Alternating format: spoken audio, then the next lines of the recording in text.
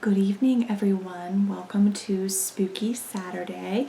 I'm Miss Kat from the Littlestown Library of the Adams County Library System, and tonight I am going to read you a poem by Edgar Allan Poe called Tammerlane.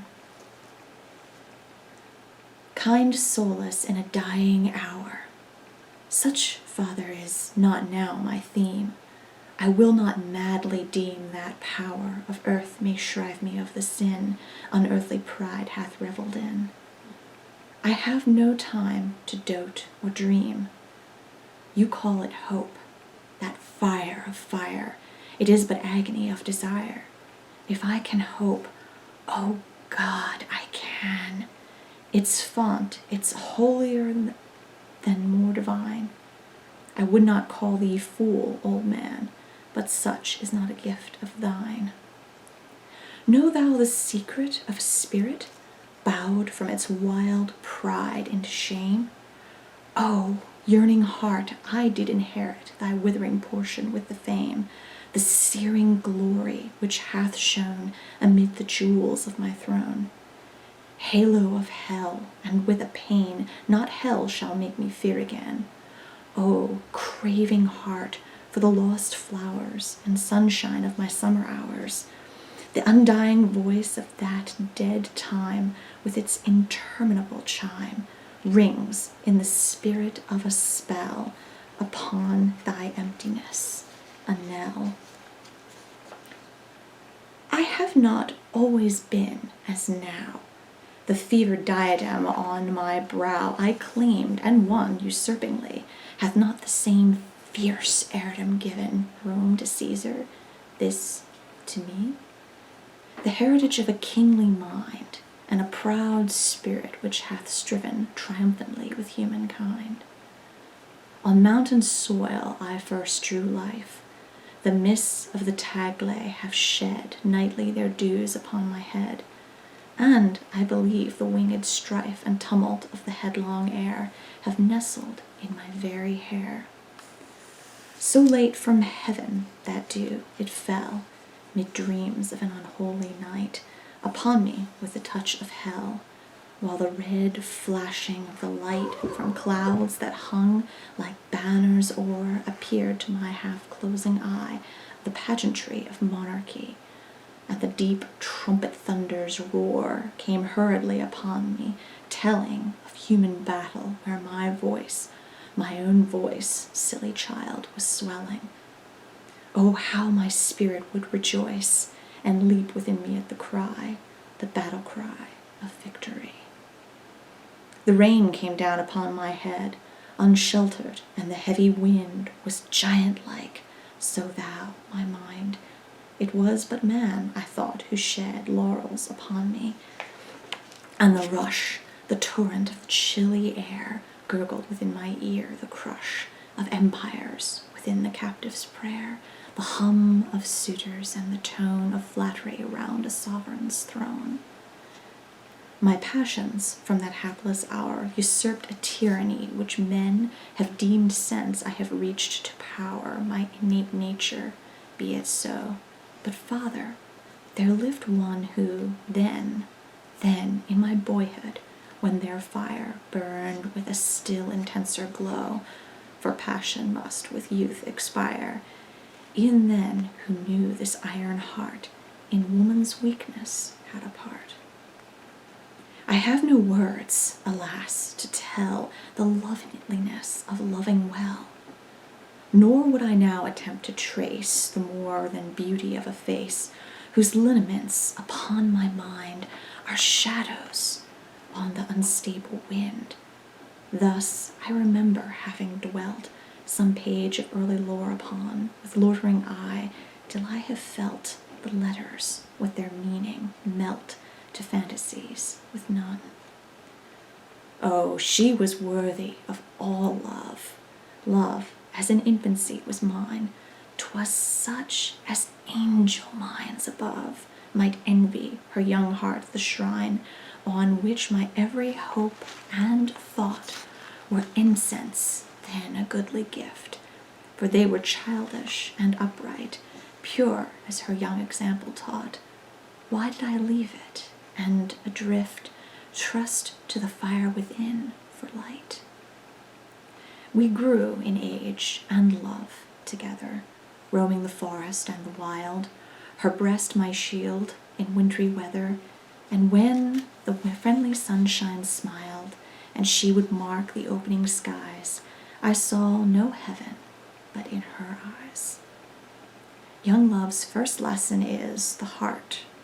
For mid that sunshine and those smiles, when from our little cares apart, and laughing at her girlish wiles, I'd throw me on her throbbing breast and pour my spirit out in tears. There was no need to speak the rest, no need to quiet any fears of her who asked no reason why, but turned on me her quiet eye. Yet more than worthy of the love my spirit struggled with and strove, when on the mountain peak alone ambition lent it a new tone.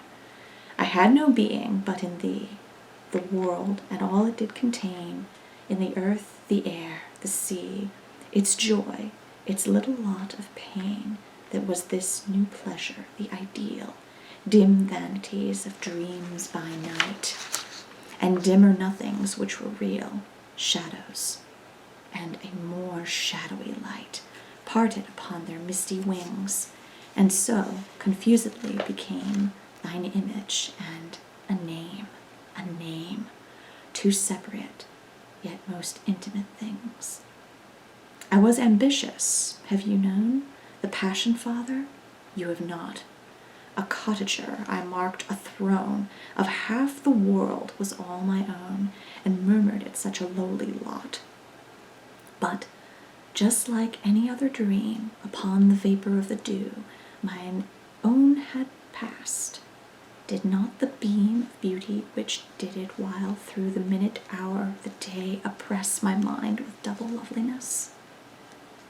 We walked together on the crown of a high mountain which looked down, afar from its proud natural towers of rock and forest, on the hills, the dwindled hills begirt with bowers, and shouting with 1,000 rills.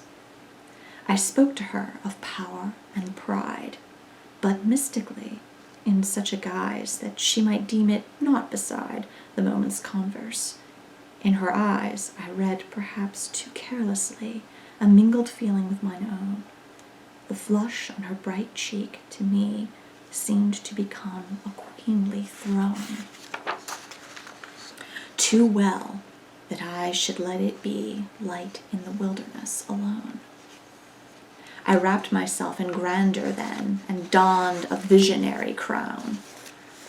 Yet it was not that fantasy had thrown her mantle over me, but that among the rabble-men lion ambition is chained down, and crouches to a keeper's hand.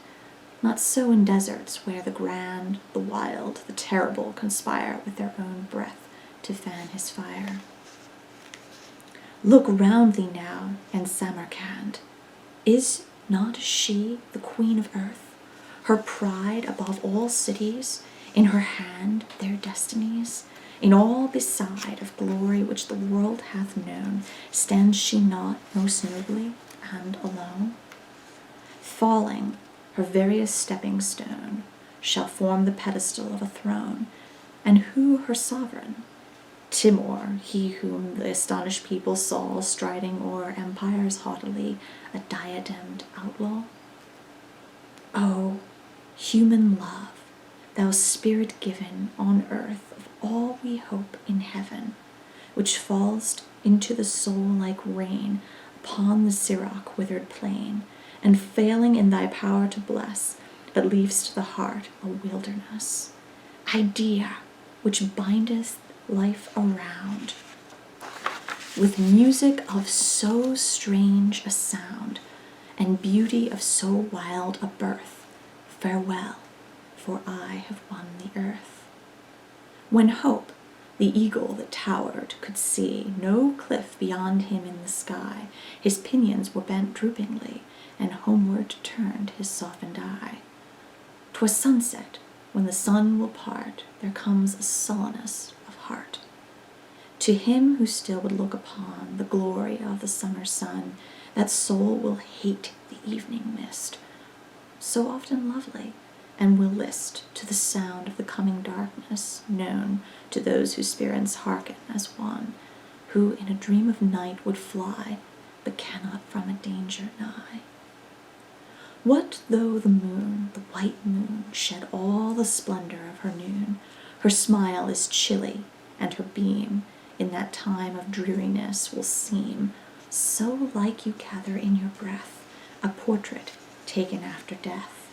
And boyhood is a summer sun whose waning is the dreariest one. For all we live to know is known, and all we seek to keep hath flown. Let life then as dayflower fall, with the noonday beauty which is all. I reached my home no more, for all had flown who made it so. I passed from out its mossy door, and though my tread was soft and low, a voice came from the threshold stone of one whom I had earlier known. Oh, I defy thee, hell, to show on beds of fire that burn below a humbler heart, a deeper woe. Father, I firmly do believe, I know, for death, who comes for me from regions of the blessed afar, where there is nothing to deceive, hath left his iron gate ajar, and rays of truth you cannot see are flashing through eternity. I do believe that Iblis hath a snare in every human path, else how, when in the holy grove I wandered of the idol Love, who daily scents his snowy wings with incense of burnt offerings from the most unpolluted things, whose pleasant bowers are yet so riven above with trellised rays from heaven. No mote may shun, no tiniest fly, the lighting of his eagle eye. How is it that ambition crept unseen amid the revels there, till growing bold he laughed and leapt in the tangles of love's very hair? Thank you very much for joining us, and we will see you next Saturday.